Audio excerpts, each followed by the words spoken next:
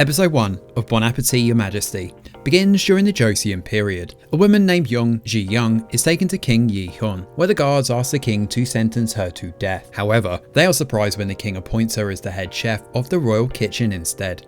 Now Ji-young inwardly thinks that she needs to survive long enough to go back home. Ji-young then explains how she got in this predicament. A flashback takes us to a French cooking competition taking place in the year 2025. Now Ji-young is one of the participants here whose stove stops working in the last 5 minutes of the competition.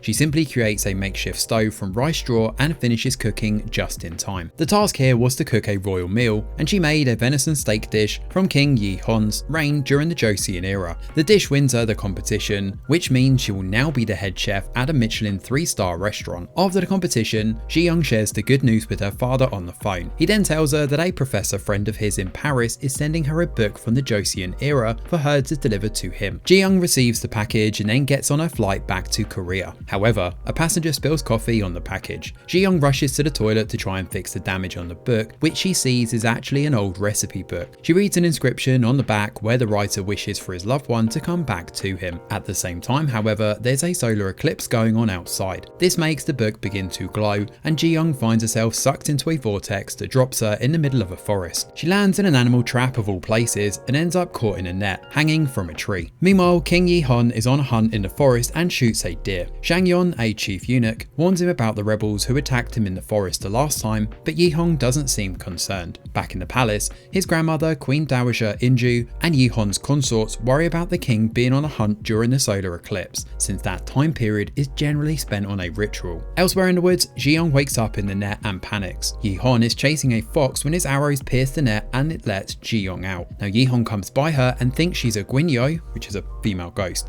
He's about to attack her with his sword when a rebel, hiding in the woods, shoots an arrow at the king. It hits the mark and both Yi-hyun and Ji-young fall off the cliff into the water below. Now Ji-young wakes up on the shore next to Yi-hyun, who is bleeding and unconscious. She ties up his wound, but when he wakes up, he attacks her with a knife again. In the midst of a scuffle, she ends up knocking him out. She ties him up and leads him through the woods, trying to look for a way out of her predicament. We're then introduced to Kang Mok-shu, which happens to be Yi-hyun's junior consort, whom the others seem to blame for the king's erratic behaviour. She wonders why the king hasn't returned yet, and a flashback to 7 years ago show her in prison for killing a nobleman that her mother sold her to. Now Prince Jae-san offers her a deal in exchange for her loyalty. Back in the present, the prince and his team discuss the king's disappearance. Now Yi-hyun and Ji-young continue to argue as they walk through the forest together. They come across a small set of empty huts in an area that Yi-hyun has evacuated in order to expand his hunting area. Now Ji-young recalls a tyrant king named Yeon-hui-gun who had this policy, but she doesn't realise that Yi-hyun is actually the same person. She also mentions a Chaehon practice here for which women from all over the country were brought to the palace. Suddenly, Ji-young finds a girl hiding in the house. She turns out to be one of the previous inhabitants of the place. Ji-young explains her situation and agrees to cook dinner for them all. She uses the ingredients in the house to cook a bibimbap along with the butter and gochujang she still had in her coat pocket. Both Yi-hyun and Gil-gyum find it spicy at first but soon grow to enjoy the taste. In fact, the meal actually makes Yi-hyun think of a memory with his mother and even brings him to tears. After the meal, Ji-young and Gil-gyum head out to look for the cliff where she left her bag. On the way, they stop by a stream for Ji-young to wash her hair. This is where Gil-gyum tells Ji-young that she is in the Joseon dynasty. In the meantime, Yi-hyun's men find him and he sends them out to look for Ji-young. The episode then ends with his men finding Yi-hyun and Gil-gyum by the stream. Episode 2 of Bon Appetit, Your Majesty begins with Ji-young and Gil-gyum sitting by the river when Chaehon guards pass by. The guards capture them and take the pair to Governor Hong's residence. Ji-young finally accepts here that she's travelled back in time and has an appropriate freakout. The Chaehon inspectors arrive and divide the women into 2 groups, and unfortunately Ji-young and Gil-gyum end up in the group that won't be taken to the king. Instead, they're ordered to cook a meal in the kitchen, but this proves to be a problem since there are very few ingredients and all the kitchen maids have run away. Ji-young strikes a deal with Hong Yeon-yuk, the governor's son. If she can impress their guests with a good meal, he will let all the women go.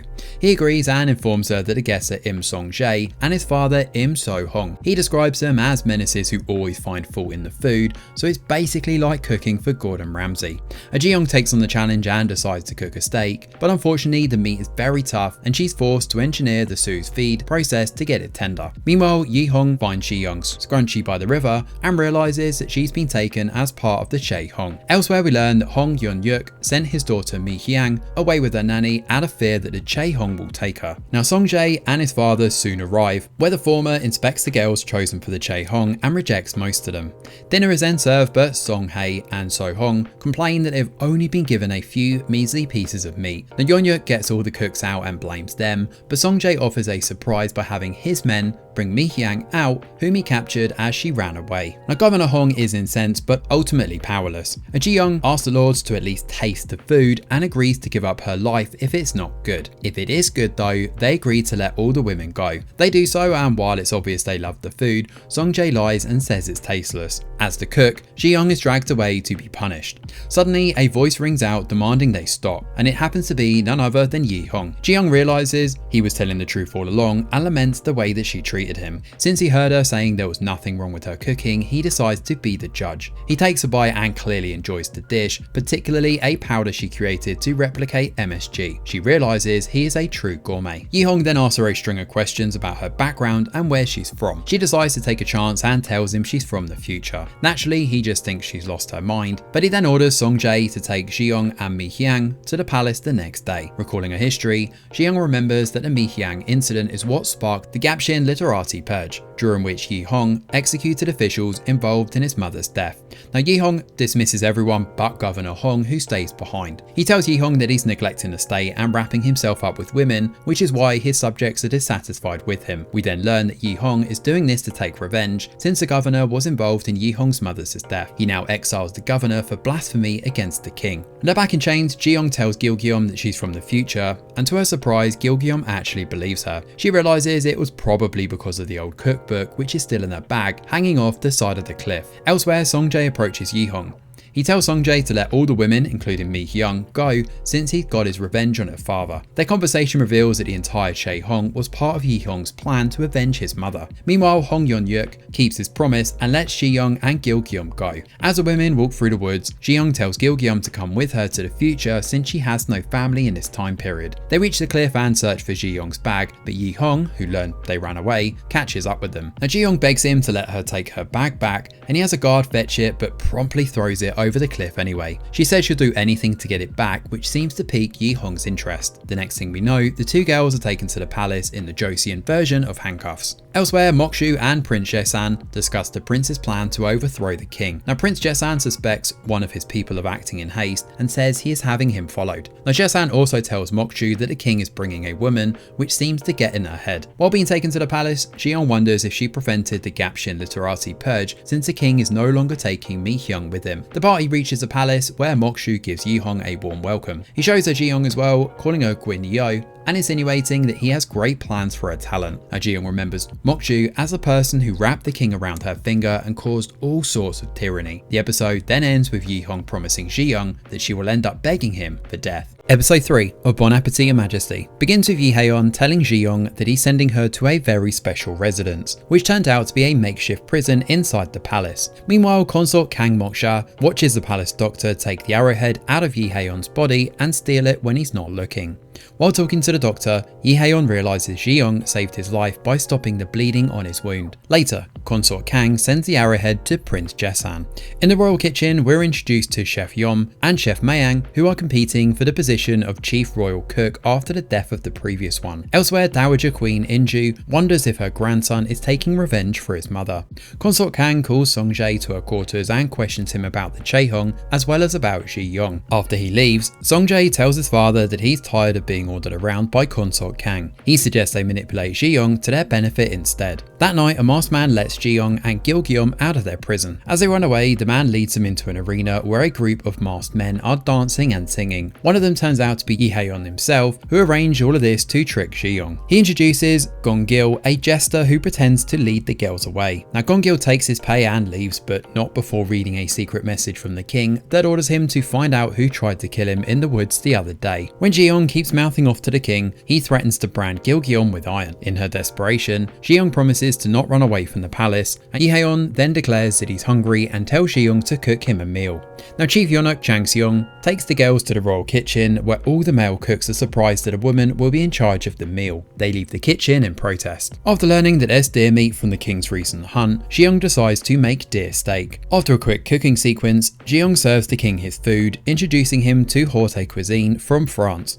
The meal includes 3 courses and Yi Haeon loves each one, and while eating the grilled deer tongue, he reminisces about meal times with his mother during his childhood. Consort Kang arrives at the king's room next, but Chang Seong says no one is allowed to enter. Ultimately, Yi Haeon himself tells her to see him later, which is a first for Consort Kang, and inside his room, Yi Haeon leans closer to Ji-young and tells her he has chosen her. Afterwards, Song-jae approaches Ji-young and asks her to give him the information she learns from her meals with Yi Haeon. In exchange, he offers her protection from Consort Kang. Now Ji-young agrees, but asks for one more favour too. She wants him to find her bag that Yi Haeon threw over the cliff. Meanwhile, Consort Kang and her handmaiden tell Cook Mayeng to drive Ji-young out of the kitchen. Now Cook Mayeng uses snakes, cockroaches and more to bully Ji-young and Gil-geom, who end up exhausted. Soon, Yi Haeon's ministers send in their letters of resignation. Song-jae explains that they're upset over Governor Hong's exile, as well as the fact that Yi Haeon isn't punishing Ji-young. Now we see here that it was Consort Kang and her handmaiden who spread the rumour that Ji-young was responsible for the debacle with Governor Hong. In response to the ministers, Yi Haeon makes Ji-young the chief royal cook. He says she'll be sentenced to death if she serves the same dish more than once, or if he doesn't like it. Meanwhile, Ji-young and Gil-geom are moved into a proper room and given new clothes for the kitchen. The next morning, the male cooks do their best to sabotage Ji-young by mixing salt with flour and dulling the knives. However, Ji-young pulls a fast one on them by saying that she has told the king she will just be observing and that the cooks are responsible for the food the king will eat. Consort Kang's next attempt is to visit the Dowager Queen and tell her Ji-young poses a threat to Yi Haeon. She suggests the queen test Ji-young's skills herself. The Dowager Queen calls Ji-young and tells her to prove her skills in a competition against the senior cooks, and if she fails, Ji-young will lose an arm. Elsewhere, Yi Haeon meets a jester who gives him a note from someone that says he has found the first draft. Yi Haeon thinks he could be close to finding the secret of his mother's death. Now Yi Haeon then learns that his grandmother is testing Ji-young, and he, like Consort Kang, knows that the Dowager Queen doesn't care really about food. So he turns up at the competition and demands that the queen make it fair, and if either of the other 2 cooks loses, they will have to lose an arm as well, which is where episode 3 comes to an end. Episode 4 of Bon Appetit and Majesty begins with a cooking competition between Ji-young, Chef Yum and Chef Mayeng. Dowager Queen Inju announces that the theme will be filet piety, and the key ingredients to be used are tofu and doenjang, which is basically soybean paste. Now Ji-young decides to make the doenjang pasta her father used to make for her. As the competition kicks off though, the other 2 cooks take most of the ingredients, leaving Ji-young with very little. She has crushed tofu and very little doenjang to go with that.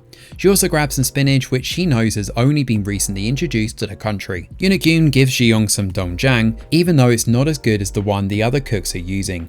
He then tells her about how Queen Imju's mother made doenjang soup as her last meal before heading to the palace. The soup had a refreshing savoury flavour, which no other cook has been able to replicate since. When Ji-young returned, she decides to make that soup instead of the pasta she initially wanted to cook.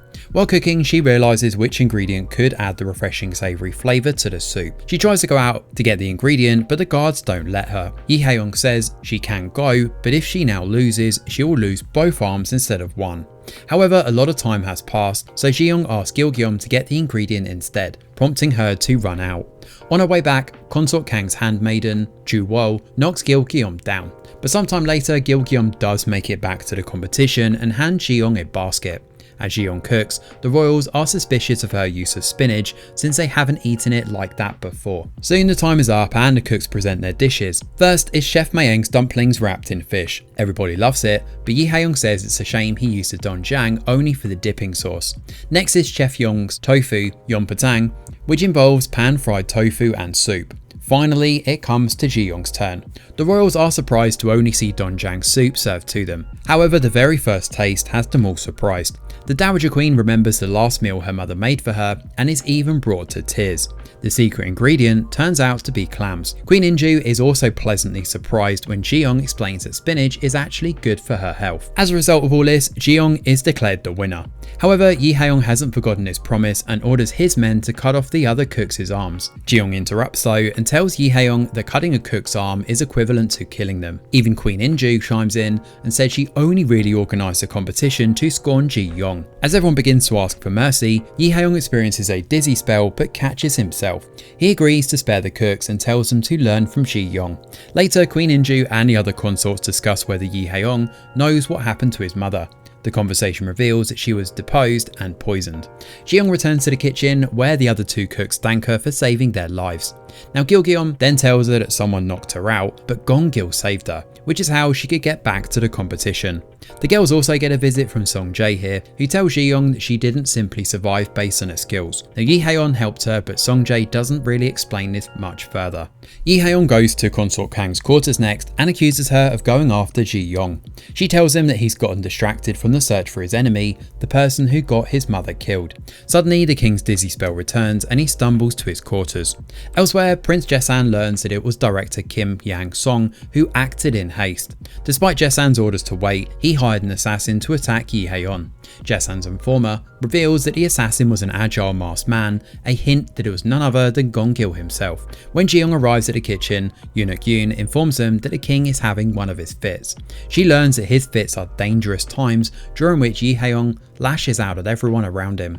So Ji-young makes doljang pasta, thinking it may be able to comfort him. When they serve him the food, he makes everyone but Ji-young leave. Despite being in a bad mood, the king does enjoy the pasta.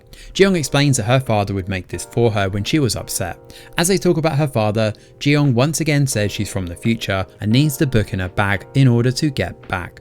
He asks her to tell him about his future, but she hesitates because his future holds the Gapshin Literati Purge, during which he killed the people responsible for his mother's death. This was followed by a revolt where Yi Hae-yong was deposed. Afterwards, Yi Hae-yong writes about Ji-young's dish in a book. He remembers Ji-young calling her book Manga Rock and titles his diary the same thing. We then see that Ji-young's bag is inside a cupboard, but it's unclear whose quarters it's actually in. As Yi Hae-yong titles his book, the original Manga Rock disappears. Later, Yi Hae-yong receives the news that Yi Jang-young, a drafter who was supposed to bring him information about his mother's death, has been assassinated. Frustrated by this development, Yi Hae-yong calls for alcohol. Chang Seong wakes up Ji-young and has her cook some food for Yi Hae-yong, but when she serves it to him, a drunk Yi Hae-yong pulls her closer to him and kisses her, which is where episode 4 comes to an end. Episode 5 of Bon Appetit, Your Majesty begins with Ji-young venting out her anger from the previous night's events in the kitchen, beating a dried pollock into crumbs. When it's time for Yi Hae-yong's breakfast, she serves him dried pollock soup, which, as usual, is absolutely delicious. He realises she's angry, but he doesn't remember anything from the previous night. After she leaves, Chang Seong reminds Yi Hae-on that he kissed her. As Ji-young storms away, Gong-gil approaches her and inquires about Gil-geom's health. We later see that he has Chu-wol's hairpin, which she was going to stab Gil-geom with, and a quick flashback reveals that Gong-gil's sister Ok-dan had been sent to Jahong-won, the place that Consort Kang is in charge of. However, Ok-dan died over there and was found clutching a similar hairpin. Meanwhile, Song-jae informs Yi Hae-on that an envoy from Ming is coming for a visit. The envoy is led by a eunuch named Yu Kon, whom Yi Hae-on seems to dislike. Song-jae then brings up the issue with Ji-young and suggests the king smooth things over with a gift. During the morning assembly, some of Yi Hae-yong's ministers insist on spending a significant part of their coffers on welcoming Yu Kon and the envoy from Ming. Yi Hae-on orders them to save the money and keep things simple. Afterwards, one of Yi Hae-on's soldiers tells him that the drafter, Yi Jang-gun, was found injured, but he later seemed to escape. Yi Hae-on orders the soldier to find him as soon as possible. Now Yi Hae-on is then told that Consort Kang wants to see him, but he refuses to do so. Instead, he finds himself thinking of Ji-young. That evening, Yi Hae-on refuses to eat any dinner. Consort Kang hears about this as well, along with the king's kiss with Ji-young. She decides to cook a meal for Yi Hae-on on the day of his physical examination to earn back his favour. She even gives Chef Mayong some arsenic to get rid of Ji-young. The king continues to avoid food over the next few meals, despite all of Ji-young's stellar dishes. She finds herself wondering about the king, while Yi Hae-on thinks about her as well and ultimately agrees to have dinner. She makes a chicken soup and other easily digestible food for him, and he certainly enjoys it. Ji-young finds herself proud of making him happy. Elsewhere, Prince Jae-san accuses a minister named King Yong-sun of trying to assassinate Yi Hae-yong. Prince Jae-san's men even attack Gong-gil, who's the assassin that Yong-san hired, but he manages to slip away.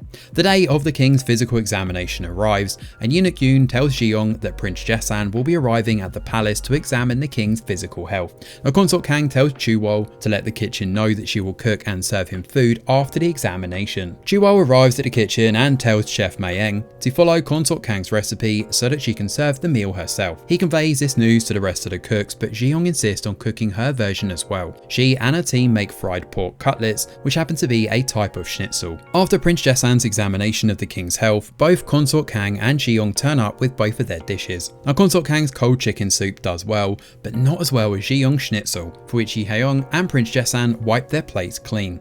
Now, Prince Jae-san asks the women if they want anything as a reward, and Ji-young ends up asking for fresh new ingredients. That night, Lee Hae-young continues making drawings of Ji-young's dishes in his version of the Mangon Rock.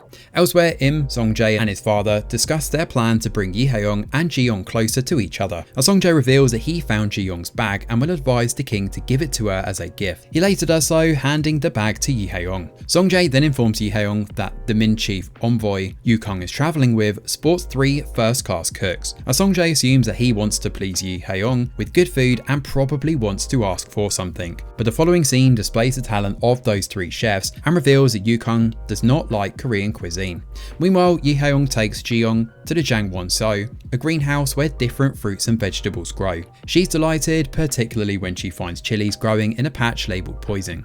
Now, Lee Hae-young surprises her even more by giving her her bag and apologising for the kiss. She asks him why he's doing all this, and he's about to say that he sees her as a woman now, but then lies and says she's a good cook. As he walks away from her, he trips and she catches his hand and they both fall down together, which is where episode 5 comes to an end. Episode 6 of Bon Appetit, Your Majesty begins with Lee Hae-young and Ji-young falling over in the greenhouse. After they've righted themselves, Ji-young realises that Mangon Rock is missing from her bag. Lee Hae-young promises to find it after the Ming envoy returns. Ji-young returns to the kitchen where she catches the cooks drinking. She indulges in the alcohol as well and ends up singing and dancing with them until she passes out. The next day, Lee Hae-young learns that Yu-kun, the chief envoy from Ming, has not been eating Joseon's food. Eunuch Yoon tells the kitchen staff the same and describes how the Ming cooks have competed with many Joseon cooks and won every single time. The Ming envoy soon arrives though, and Yu-kun tells Lee Hae-young that his emperor wants more women and ginseng from Joseon, although he doesn't offer anything more from his end. In the kitchen, Ji-young shows her colleagues the butter she's made from milk and decides to make something sweet to refresh the weary travellers. They finally serve a tower of macarons to the royals. Everyone, including Yu-kung and his 3 cooks, thoroughly enjoy the food. Now, Yu-kung then suggests a competition between his cooks and Lee Hae-young's cooks, the result of which will decide the terms of the tribute. Now, Lee Hae-young agrees despite Ji-young's desperate head shaking, and she later tries to stop it, but it's too late. She'll die if she refuses to cook, and she'll die if she loses. Elsewhere, Dowager Queen Inju hears of what's happening and decides to write a letter to the Ming royal family, whom she claims to have close ties with. Prince Jae-san, meanwhile, seems content to watch Joseon lose the competition and lead to the king's downfall. He says as much to Consort Kang. While in the Ming envoy's quarters, a minister named Lord Sung tells Yu-kun that their king is not of sound mind and the people want to replace him. He promises that the Min cooks will win the competition and even tells Yu-kun to up the stakes and asked to harvest all of the country's ginseng. Gong-gil sees Lord Sung visiting Yu-kun and relays the news to Lee Hae-young. Meanwhile, Ji-young makes her colleagues prepare chili powder, her secret weapon for the competition. When Lee Hae-young hears that Ji-young wants to go to a mill in a nearby town, he insists that they must go together and in disguise. After a quick makeover sequence where Ji-young changes into the clothes of a regular citizen, they venture out into town. While Ji-young gives her chilies to a vendor for a grinding, Lee Hae-young buys a charm that Ji-young was eyeing. She recognised it as the charm that was hanging from the Mangon Rock. Back at the palace, one of the Min cooks, Yafei-ju, and I hope I pronounced that right, turns up at the royal kitchen. She insults the cooks' chopping skills and they decide to compete with each other. While at the market, Ji-young and Lee Hae-young end up playfully flicking mud at each other while picking up some irises that Ji-young wanted to gift him. When they get back to the palace, Lee Hae-young gives her the charm she was looking at. Ji-young returns to the kitchen to see Yafei-ju leaving. Her kitchen is a mess and all her cooks are downhearted because they all lost to her. But she gives them all a pep talk to boost their spirits, and soon it's time to choose a theme for the competition. The first round's theme requires the cooks to create a meat dish that has never been seen before. The second round involves the words no and change, so Lee Hae-young suggests the cooks dabble in each other's cuisines. The theme for the third round is a soup with ginseng. After this is settled, Yu-kun puts forth higher demands. 100 more women and all the country's ginseng. In return, Yi-hyung asks for large amounts of sugarcane and flour should Ji-young win. Yukon agrees, and the cooks are given 5 days to prepare for the competition. The episode then ends with Ji-young looking at a diagram of a pressure cooker and sharpening her knife. Episode 7 of Bon Appetit, Your Majesty begins with Ji-young explaining the concept of a pressure cooker to her chefs.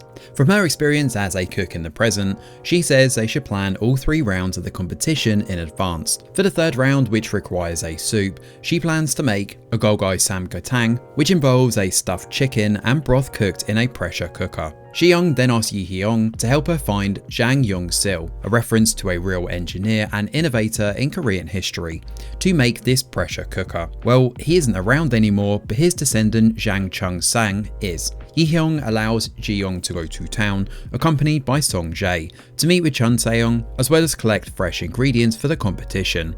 However, the sight of them going together bothers Yi-hyung, and he soon turns up himself in disguise as a commoner, along with Gong-gil of course, and a guard named Soo-hyuk.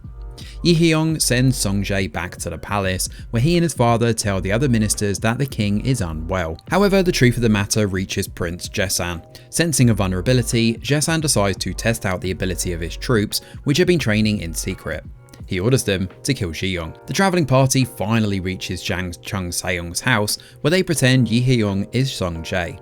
However, Chun Se-young doesn't take too kindly to royals, and in the end, Ji-young gives him a cooking tip that changes his mind and he hears her out. However, he believes the royals discard people after using them and refuses to help. In Jahongwon, Chuwol gives consort Kang some news about Gong-gil. She reveals that he's the older brother of Ok-dan, the young girl who died in Jahongwon. She tells Chuwol to keep a closer eye on Gong-gil. Back in the palace, the cooks observe Chef Mayeng teaching Gil-geum how to chop onions, but he's incredibly strict about it to the point where she is left in tears. Elsewhere, Fei Shuao goes to Prince Jaesan and asks for a trade.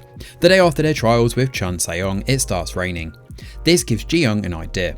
With the help of Gong-gil and Yi-hyung's guard, she makes Dongnae Pajeong right outside Chun Se-young's house, a meal best enjoyed in the rain. The smell soon draws him out, particularly since this is a dish local to his hometown in Busan. He enjoys the food, and Ji-young uses the opportunity to talk about how much people will appreciate his uncle, Jang Young-sil, in the future. Her passionate speech works, and Chun Se-young agrees to work on the pressure cooker. Gong-gil stays to help him, while Ji-young, Yi-hyung and Soo-hyuk spend the next couple of days looking for fresh ingredients in the countryside. Back at the palace, Fei Shuao uses the chili powder from her trade with Prince Jaesan to prepare the first dish of the competition. Meanwhile, Lord Sung has a meeting with Yukon, where he says that the competition might not happen at all. He hints that the chief royal cook is in danger, and one of the cooks, named Tang Bei-long, overhears this. Later, he wears a disguise and communicates this information to Chief Yom and Chef Mayeng, who in turn take it to Chang Se-young and Song-jae. Learning that Ji-young could be attacked soon, Song-jae heads out immediately. Come the morning of the competition, Ji-young and Yi-hyung have collected all the ingredients they need. They return to Chun Se-young's house, where he has indeed finished creating a pressure cooker.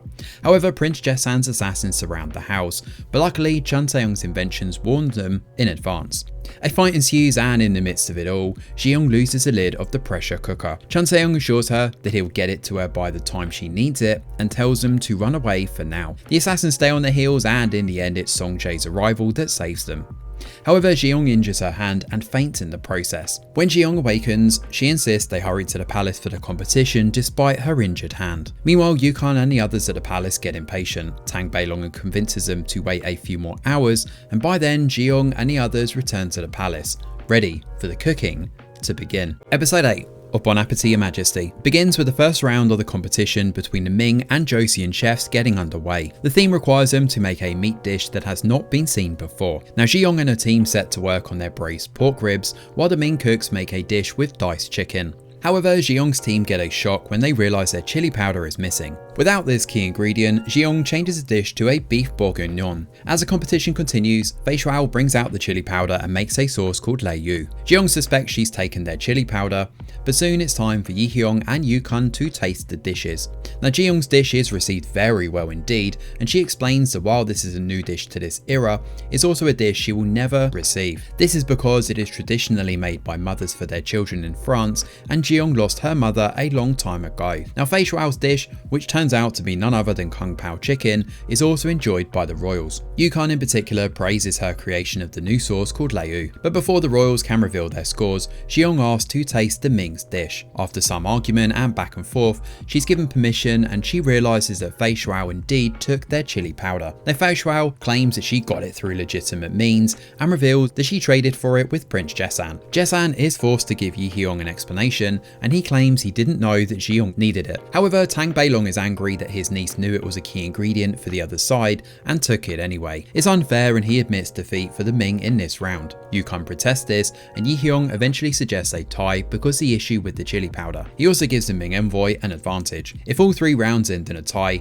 the Ming will be considered the winners. And in the end, Fei Shuao apologises to Xiong as well. And Xiong and her team then discuss the dish for the next round, considering they don't have any more chili powder left. Xiong suggests they make Peking duck, a dish that is generally eaten in Ming's imperial court, which could possibly impress Yukon. As they get to work, Yi Hyong tells Prince Jesan off for his dealings with the chili powder. Elsewhere, Consort Kang calls Chef Mayeng and reminds him that he has to ensure that Joseon loses in the next round. She even threatens his mother. The next day, the second round begins and Xiong and her team roast a duck. But when it's time for Chef Mayeng to cut the duck into careful pieces, he remembers Consort Kang's warning and ends up cutting his hand. Since Xiong's hand is injured, Gilgyeom takes over. It turns out Chef Mayeng has been training her so hard for a moment like this, and a flashback shows that Chef Mayeng told Xiong that he's compromised. She soon figured out that it was Consort Kang. Back in the present though, both teams complete their dishes. The royals first taste Tang Beilong's dish, which is made out of golden lotus and resembles Joseon's temple food. The royals highly enjoy it, and he suddenly starts speaking Korean and reveals that he was on a search for the ultimate taste, which he's found in Joseon's temple. He spent 5 years learning cooking in Joseon. Next up is Xiong's Peking duck, and Yukon mocks her, saying it's a highly difficult dish to recreate.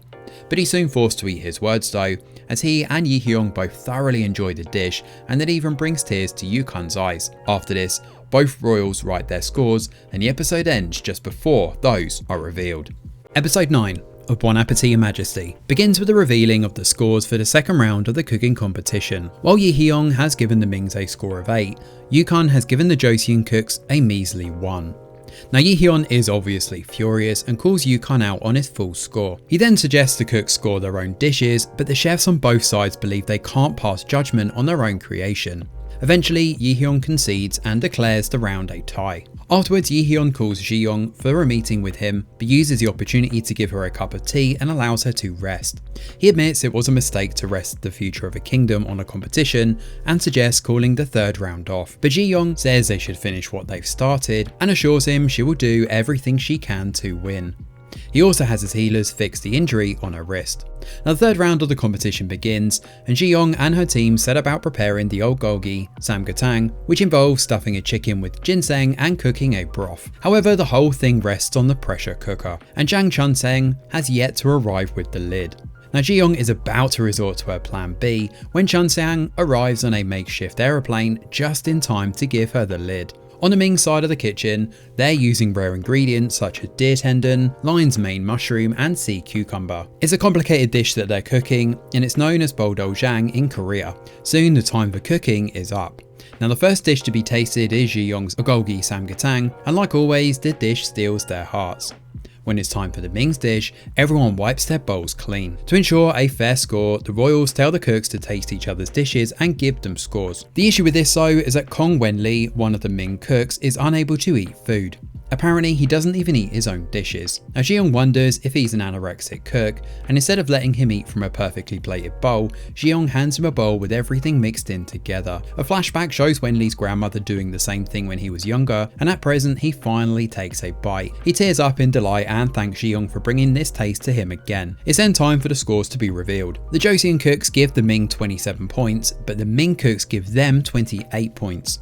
So that means that Xiong has won. Having lost a deal with Yi Hyong, Yukon says he'll give up all his demands in exchange for just one thing. He wants to take Xiong as a tribute woman for the Ming Emperor. In a rage, Yi Hyong grabs Yukon and headbutts him. Our soldiers from both sides get ready to fight when Dowager Queen Inju enters the room. Now Queen Inju reveals a letter from her aunt, who is also the late Ming Emperor's second wife. She exposes the fact that Yukon deceived his own emperor, who never made the demands that Yukon said he did. Now Yukon knows the game is up and immediately begs for mercy, and Yi agrees to keep his side of the deal with Yi Hyun and makes a hasty exit. After he's gone, Queen In-ju tells Yi Hyun off for losing his temper. She then makes a request. The Grand Prince Jin Myung wants to taste Ji Young's food. Now Yi Hyun agrees to host him, and upon learning this, Consort Kang hatches a plan with Prince Jaesan. She suggests they use poison to kill the Grand Prince and frame Ji Young. The next day, Yi Hyun inquires about Ji Young's health. He also gifts her a new cook's uniform and then tells her to meet him after his dinner. She says she needs to meet the Ming cooks but will visit him at the Jangwon-seo, which is the greenhouse, afterwards. Now Prince Jin Myung, who is a little boy, arrives for his meal with Yi Hyun, and Ji Young serves them a whole roasted bulgogi with ginseng and a mustard sauce. Now afterwards, Ji Young and the others give some ginseng to the Ming cooks, who are all set to go their separate ways. But before he leaves, Tang Beilong asks Ji Young to relay a warning to Yi Hyun, telling him to latch his doors at night. And that night, Ji Young gets in trouble because little Prince Jin Myung is now at death's door, and it could be because of her food. And the boy's mother has Ji Young captured and even tortured in order to get a confession. Yi Hyun, oblivious to these events, waits for Ji Young at the Jangwon-seo, leaving everything hanging in the balance. Episode 10 of Bon Appetit and Majesty begins with Yi Hyun waiting for Ji Young in the greenhouse, oblivious to the fact that she's currently being tortured. He even practices how to hug her when she realises he secured the rest of the chili powder for her. However, the other cooks tell Eunuch Yoon what's happened, and eventually Jang Seong brings the news to the king. He's furious and demands the key to the prison where Ji Young is currently being kept. But Queen Jae-hun, Jin Myung's mother, refuses to hand it over. She remains steadfast even when Yi Hyun threatens to kill her. Ultimately, it is Ji Young who calms Yi Hyun down and asks him to prove her innocence instead. Now Yi Hyun warns Jae-hun not to hurt Ji Young while he searches for the truth. Elsewhere, Lord Han Min-sung tells the Dowager Queen In-ju that Yi Hyun has been looking for the historical draft that details his mother's death. He worries that Jin Myung's illness is connected to Yi Hyun taking down the entire Han family. Now Yi Hyun keeps investigating, but his physicians say there's nothing wrong with the ingredients used by Ji Young. He visits the boys' quarters where he notices packets of medicinal herbs and demands that they be looked into. Meanwhile, Dowager Queen In-ju takes the prison's key from Queen Jae-hun and lets Ji Young out on the condition that she find the truth within 3 days. If she doesn't find the truth, Ji Young will die a painful death. The Queen now slips her a silver dagger just in case. She also warns her that Yi Hyun could be in danger since there are rumours about him and Ji Young. Ji Young serves Yi Hyun his next meal and he is shocked to hear her voice. He pulls her aside and hugs her. She pushes him away though, reminded of Queen In-ju's warnings.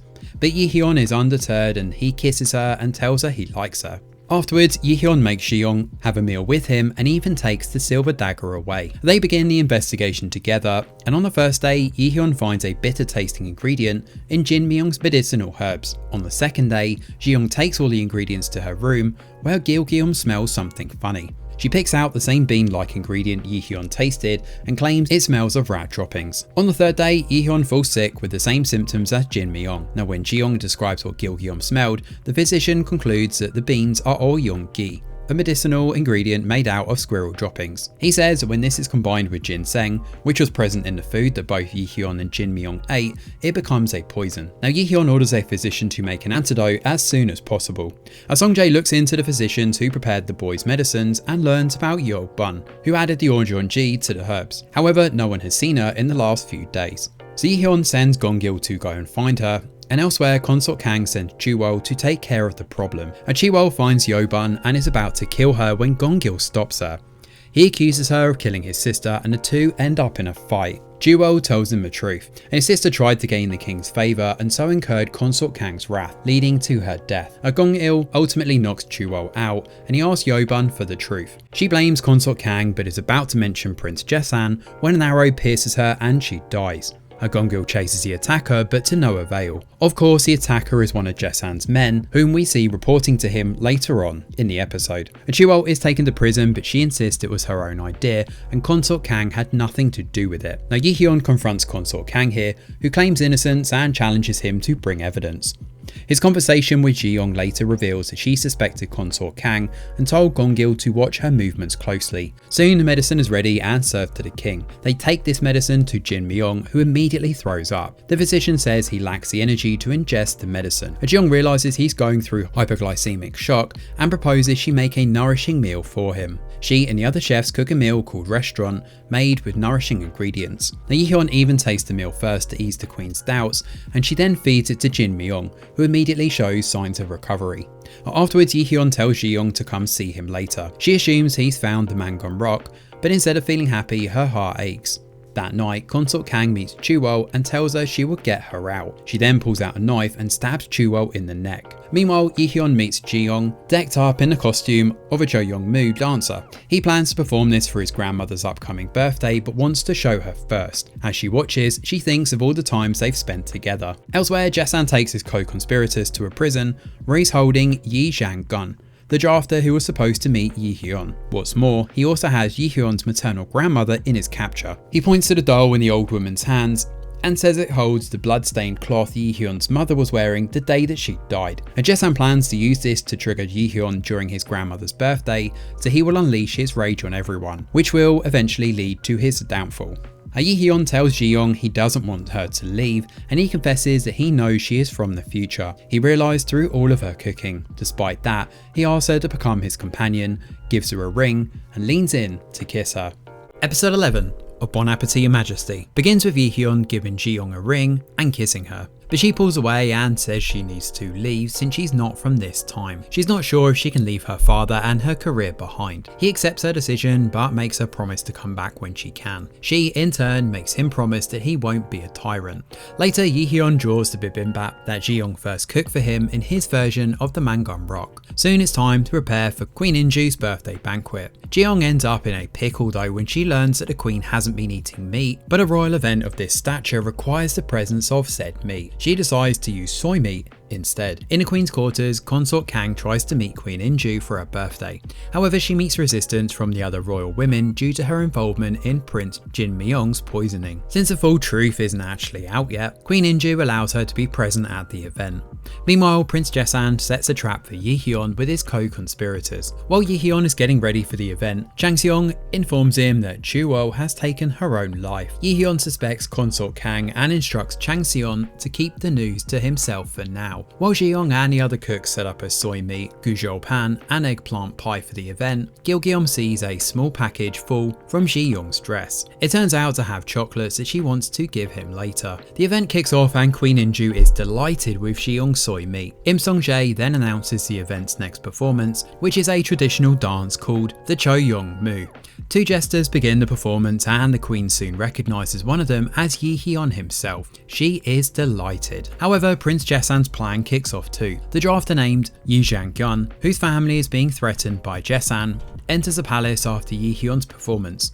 He tells Yi-hyun he has found the historical records that the king asked him to find, which happen to be the records from the day his mother died. Ji-young realises that these are the events that led to the Gapshin literati purge. Now Jang-gun then brings forth Consort Sim, the old woman who is Yi-hyun's maternal grandmother. In front of everyone, Yi-hyun has Sung-jae read out the draft, which describes how the late king's concubines, Queen In-ju, Han Min-seong and others, encouraged the king to have the young queen deposed and banished. In fact, Queen In-ju was the one who advised the late king to give Yi-hyun's mother poison. Things get worse though when the old lady, who lost her mind after her daughter's death, pulls out the young queen's blood-stained clothes from inside her doll. Yi-hyun loses his cool and storms towards his grandmother, sword at the ready. Ji-young stands in his way and begs him to stop, and she tells him she loves him and reminds him of the promise he made to her. But Yi-hyun is determined not to let anyone who was involved in his mother's death walk away alive. Ji-young then takes her chocolates to the king's maternal grandmother, hoping it will bring her to her senses. It seems to work, and the old woman describes his mother's last words, through which she hoped her son would right the injustice by becoming a wise and virtuous king. This is when Yi-hyun finally drops his sword and walks away. Elsewhere, Prince Jae-san tells his people that they will have to resort to their second plan. Unfortunately, he catches Sung-jae eavesdropping on him and then has him captured. In fact, everyone in the palace is concerned by Yi-hyun's outburst. Later, Ji-young tells Yi-hyun that she suspects someone orchestrated Jang-gun's appearance at the banquet. She suggests that Yi-hyun dine with Queen In-ju and try to speak to her. Ji-young also relays Tang Beilong's cryptic message to Yi-hyun. Meanwhile, Prince Jae-san calls Se-hon, Sung-jae's father, for a meeting. Before entering the room, So-hong overhears Jae-san and his colleagues talking about the rebellion. The plan seems to be to use Sung-jae to lure the king to Salgoji Forest and kill him there. Now So-hong rushes to warn the king, but some of Prince Jae-san's guards get to him first and kill him. A few moments later, traitor palace guards knock Ji-young out as well. They're about to take her away when Gong-gil attacks them and carries Ji-young away. Now Soo-hyuk then brings a message from Song-jae to Yi-hyun. It says that Song-jae has found the base of the military rebels, which is near Sao-goji Forest. One of Yi-hyun's ministers arrives and informs Yi-hyun that even Ji-young was kidnapped and taken to the forest. Yi-hyun immediately decides to go over there. While the king leaves the palace, someone in the guise of the king's Cho Young-moo outfit begins to wreak havoc and kill people. In the Grand Royal Queen's quarters, Queen Inju realizes it is Prince Jaesan moments before he kills her. Sadly, the rest of the staff believe it is the king committing the murders. Jaesan and his people set off fireworks in the sky, a signal for all the rebels positioned around the palace to move. All of them jump into action, putting a red band across their foreheads and slaying everyone on Yi-hyun's side. Meanwhile, Yi-hyun and his men find Song-jae tied to a pyre in the middle of a forest. While Yi-hyun is trying to cut him out, Jaesan's men spring a trap. Arrows fly in, and Song-jae pushes the king down, taking the arrows himself. Jaesan's men begin to set the forest on fire, circling Yi-hyun right in the middle of everything. Elsewhere, Gong-gil tries to run away from it all with Ji-young, but Jaesan's men end up catching her, which is where episode 11 comes to an end. Episode 12 of Bon Appetit, Your Majesty begins with Gong-gil saving Ji-young with the help of his jester friends, who also happen to be fighters. He tells her that Jaesan is leading a revolt against the king. At the palace, Jaesan continues his killing spree, including Minister Han Min-seong and his colleagues. He then goes to Queen Ja-hun and tells her that Yi-hyun is the one who has shed all this blood. He then tells her that Prince Jin-myung should take the throne, meaning to hold the coronation the very next morning. Meanwhile, Soo-hyuk and Yi-hyun managed to survive the battle in the forest. The next morning, Jaesan's people spread lies about Yi-hyun's murderous spree in the palace. Now Prince Jin-myung is officially crowned here, and the news reaches Ji-young and Gong-gil as well, who are in hiding. Gong-gil decides to keep looking for news, and before he leaves, Ji-young gives him the charm that Yi-hyun once bought for her. To everyone's shock, a bloodied up Yi-hyun turns up at the palace and asks to speak to Jaesan alone. Now Yi-hyun reveals that he decoded Tong Bailong's warning and realised that Jaesan was planning something. Now Yi-hyun says he will take responsibility and accept being dethroned if Jaesan promises to uphold Jin-myung's reign. Jaesan agrees, but Yi-hyun knows this is a lie.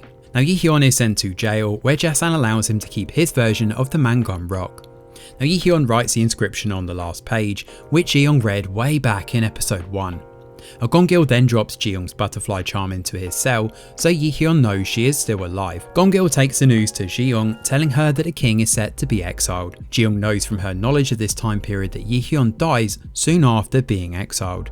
She tells Gong-gil they must save him. As Yi-hyun is sent away, Prince Jaesan decides to kill him anyway. As Yi-hyun is taken through the streets, Ji-young manages to meet him amidst the crowd of the townspeople. She tells him to stay strong, and the guards take Yi-hyun to the forest and are about to kill him when Soo-hyuk and a group of soldiers jump out from the woods and save him. Soo-hyuk hands him his sword back just as Jaesan arrives with his own set of men. Ji-young and Gong-gil arrive with more reinforcements for Yi-hyun, including all of Ji-young's kitchen staff. The battle begins and Yi-hyun's side gets even stronger with the arrival of Jang Chum-sang. Yi-hyun's side wins the battle, but Jaesan's soldier ends up knocking Ji-young out and kidnapping her. Jaesan tells Yi-hyun to come see him alone if he wants her alive. So Yi-hyun follows him and tells his people to go back to the palace. Gong-gil, Soo-hyuk and the others do so and overtake Jaesan's soldiers and ministers. Gong-gil even gets his revenge by killing Consort Kang. When Yi-hyun finally reaches Jaesan, he sets 3 soldiers on Yi-hyun. In the middle of the fight, one of the soldiers rips Yi-hyun's clothes and the Mangun Rock falls out. Ji-young uses a piece of glass to get out of her bonds and is rushing towards Yi-hyun when she sees the book. She realises that Yi-hyun is the one who wrote it in the first place. One of the soldiers attacks Ji-young and Yi-hyun throws his sword at the man to save her, but he's now weaponless and in front of Jaesan, who raises his own sword. Ji-young runs and takes the attack herself, while Yi-hyun knocks Jaesan out after this, but by then Ji-young is dying. She tells Yi-hyun she loves him and she didn't really want to leave. A few moments later, she passes out. The Mangun Rock begins to glow, his words turn golden and lift Ji-young off the ground, eventually pulling her inside. She and the book both disappear, and after she's gone, Jaesan attacks Yi-hyun again, and this time Yi-hyun kills him. Meanwhile, Ji-young wakes up in a hospital in modern day Seoul. She still has the injury on her back as well as the Mangun Rock, and she reunites with her father, who soon takes her home. She looks up Yi-hyun's fate on the internet and sees that history has actually changed. The record no longer says Yi-hyun died, but that he went missing. She tries to read the inscription on the Mangon rock again, but it doesn't work. 1 month later, one of Ji-young's acquaintances asks her to work at his restaurant for a month. When she joins, she's surprised to see that her team members are lookalikes of her team from the Joseon era. She and her team work on the new menu that combines fine dining with royal cuisine from the Joseon era, and it's a huge success. We then see a Songjae lookalike named Steve Im enter the restaurant. The restaurant manager thinks he might be a Michelin inspector, and like in the earlier episodes, Steve nitpicks her food without even trying it. Ji-young picks a fight with him, and in the midst of it, Ji-young hears a familiar voice. It's Yi-hyun. He remembers her and says he fulfilled his promise of finding a way back to her. At long last, they reunite and kiss. An epilogue then shows Yi-hyun cooking bibimbap for Ji-young, just like he promised. Thanks for watching, and do let us know your thoughts in the comments below. Smash a like or subscribe to the channel, your support is very much appreciated. I'm Greg Wheeler, and from all of us over here at The Review Geek, we'll see you on the next video.